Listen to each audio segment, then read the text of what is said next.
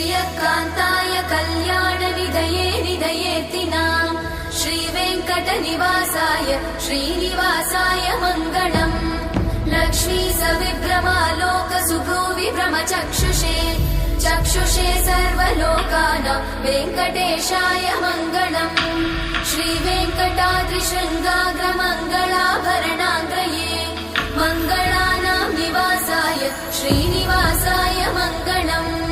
सर्वावयव सौन्दर्य सम्पदा सर्वचेतसां सदा सम्मोहनायास्तु वेङ्कटेशाय मङ्गलम्